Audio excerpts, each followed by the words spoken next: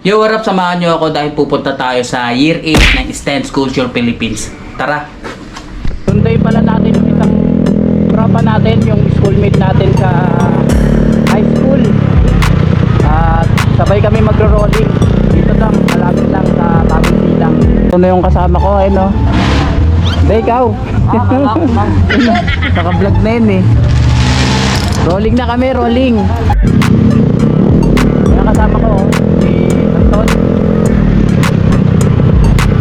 Habang nag-rolling kami ni Anton, bigla na lang Eto na nga na lumambot yung gulong ng tropa natin. Malambot na.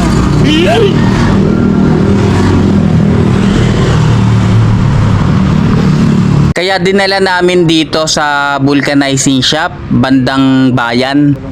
Sumubay pala kami sa Stance Nova, umulan pa nga ni, kaya natagalan kami at nagpatila. May rolling na kami. After ng ulan at may naplatan pa nga, nandito na kami sa venue. Sinilip namin yung mga stance unit na malulupit na naka VIP, Simply Clean, JDM, at iba pang mga stance unit na madidiin at malulupit.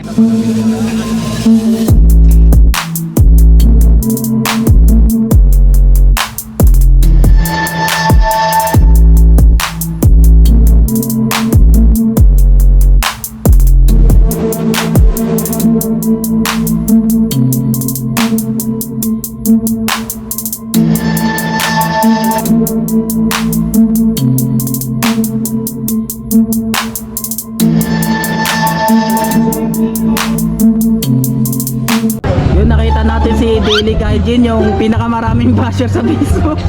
What's up, Boss? TV, follow nyo Daily Gaijin. Pahingin namang sticker dyan para Meron ba? di tayo mabash.